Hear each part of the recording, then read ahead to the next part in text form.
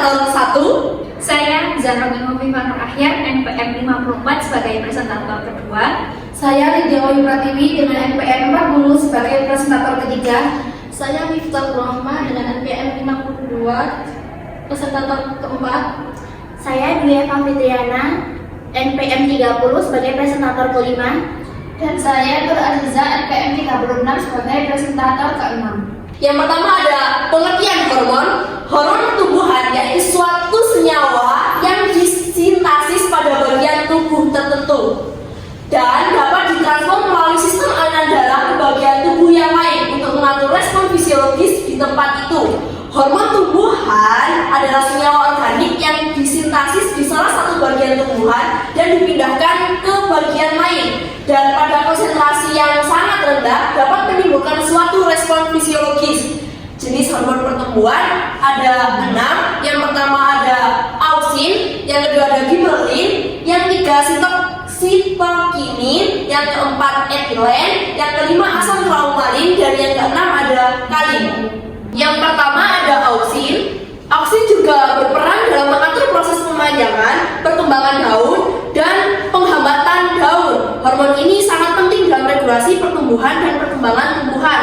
Fungsi dari hormon auxin yang pertama ada mengatur pertumbuhan sekunder. Hormon auxin meningkatkan aktivitas kambium dan mempengaruhi diferensiasi inisial kambium. Yang kedua ada mendorong pembelahan sel. Auxin memicu pembelahan sel dan diferensiasi sel, memungkinkan pemanjangan dan pertumbuhan batang dan akar. Yang ketiga ada mengatur perkembangan embrio. Hormon auxin mengatur pola pertumbuhan embrio tumbuhan, membentuk pucuk daun primer dan akar pertumbuhan muda.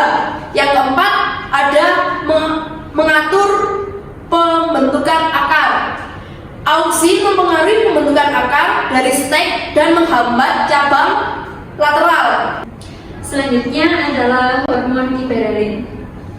Hormon gibberellin sendiri adalah hormon pada tumbuhan yang memiliki fungsi sebagai berikut. Yang pertama, mempercepat perkecambahan biji. Yang kedua, membantu pembentukan tunas atau embrio. Yang ketiga, perpanjangan batang. Yang keempat, pertumbuhan daun. Kelima, merangsang pembuangan.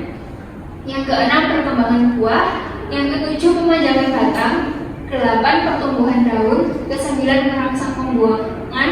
Kesepuluh, perkembangan buah. Dan yang terakhir, mempengaruhi pertumbuhan dan diferensiasi akar. Dari fungsi yang kedelapan, yaitu pertumbuhan daun, gibberellin dapat meningkatkan kadar auxin dalam tanaman yang berfungsi untuk diferensiasi sel dan organ tanaman, sehingga dapat membesar ukuran daun. Selanjutnya adalah mekanisme hormon gibberellin dalam stimulasi pemanjangan sel menjadi dua. Yang pertama dengan meningkatkan hormon auxin dan dengan merangsang pembentukan enzim alfa amilase.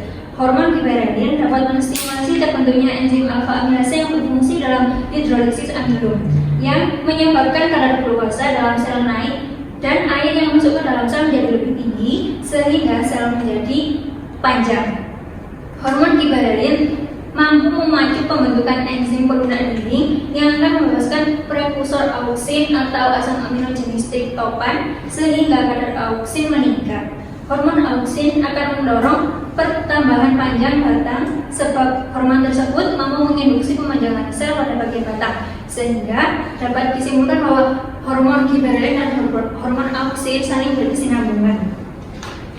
Dari beberapa fungsi hormon gibberellin pada tumbuhan dapat disimpulkan bahwa hormon gibberellin mampu mempengaruhi sifat genetik dan proses fisiologi yang terdapat dalam tanaman, seperti pembuangan pertakonopri dan mobilisasi karbohidrat selama masa perkecambahan berlangsung.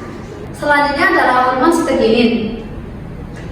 Sitokinin merupakan salah satu kelompok hormon tumbuhan yang berperan penting dalam regulasi pertumbuhan dan perkembangan tanaman. Menurut penelitian Widodo tahun 2023, sitokinin termasuk dalam golongan fitohormon yang memiliki struktur dasar adenin. Hormon ini pertama kali ditemukan karena kemampuannya dalam mendorong pembelahan sel yang kemudian menjadi dasar penanaman hormon ini.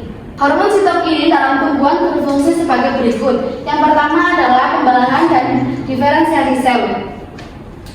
Pembelahan dan diferensiasi sel berperan penting dalam merangsang pembelahan sel dan diferensiasi sel. Hormon ini meningkatkan aktivitas meristem, apikal, dan lateral, mendorong pembentukan organ baru seperti tunas dan akar. Yang kedua adalah penundaan penuaan. Hormon sitokinin memiliki kemampuan untuk menunda penuaan pada daun dan organ tumbuhan lainnya. Hormon ini mempertahankan integritas membran sel, menghambat degradasi klorofil, dan menjaga aktivitas metabolisme. Yang ketiga ada pembentukan tunas. Hormon sitokinin mendorong pembentukan tunas aksiler dan lateral dengan memecah dominasi apikal.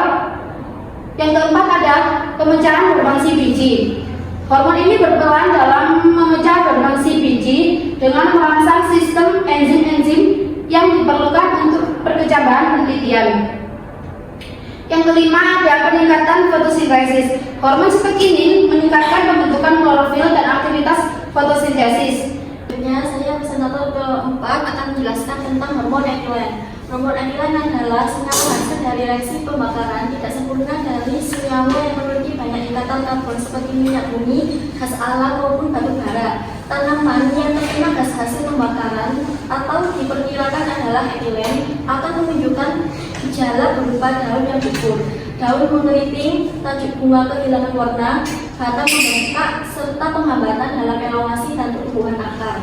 Berikut adalah fungsi dari hormon etilen, yaitu yang pertama merangsang proses pematangan buah, merangsang absisi, yang ketiga mendukung epinasti, yang keempat menjadi penghambat atau inhibitor dalam proses pemanjangan akar dan batang di beberapa spesies tumbuhan, yang kelima menstimulasi pertumbuhan secara isodiametrikal dibanding pertumbuhan secara longitudinal, yang keenam mendukung terbentuknya akar adventif menuju akar, yang terakhir yaitu mendukung dalam hal pembuangan seperti pembuangan pada nanas dan flower cutting dalam persilangan tanaman anggrek. Baik, yang selanjutnya yaitu hormon asam traumalin. Asam traumalin merupakan hormon hipotetik gabungan dari beberapa aktivitas hormon seperti giberelin, auksin, dan hormon yang lainnya. Hormon asam traumalin dapat merangsang pembentukan kambium gabus yang akan dibentuk oleh hormon giberelin.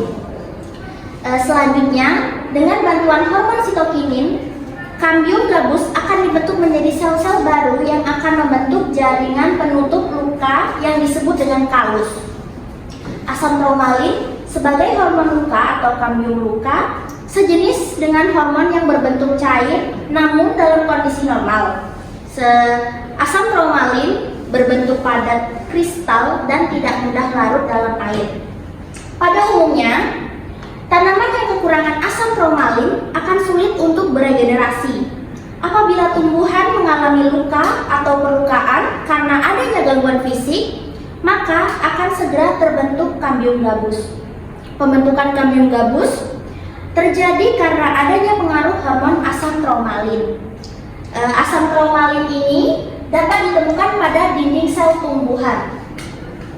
Fungsi dari asam traumalin sendiri yaitu untuk merangsang sel-sel daerah luka menjadi bersifat merismatik sehingga mampu mengadakan penutupan bagian yang luka. Kemudian fungsi yang selanjutnya yaitu untuk memperbaiki jaringan yang terluka pada suatu tanaman. Yang selanjutnya yaitu hormon kalin. Kalin adalah salah satu hormon pertumbuhan pada tumbuhan yang termasuk dalam kelompok poliamin. Hormon ini berperan penting dalam berbagai proses fisiologis tumbuhan, terutama terkait pertumbuhan dan perkembangan sel.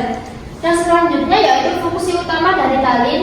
Yang pertama, pembelahan sel. Kalin menstimulasi pembelahan sel terutama pada jaringan meristem. Dan yang selanjutnya pemanjangan sel. Hormon ini membantu proses pemanjangan sel berkontribusi pada pertumbuhan organ tumbuhan. Yang selanjutnya yaitu perkembangan bunga. Kalin terlibat dalam inisiasi dan perkembangan organ reproduksi tumbuhan. Untuk respon stres, membantu tumbuhan beradaptasi terhadap berbagai jenis stres lingkungan. Dan untuk fungsi utama kalin yang terakhir yaitu metabolisme sekunder, untuk berperan dalam regulasi sintesis metabolit sekunder. Mekanisme kerja kalin melibatkan interaksi berinteraksi dengan reseptor spesifik di membran sel dan aktivasi jalur sinyal intraseluler. Hal ini memicu perubahan ekspresi gen yang mengatur berbagai proses pertumbuhan dan perkembangan. Sekian dari kelompok kami, kurang lebihnya mohon maaf dan terima kasih. Wassalam.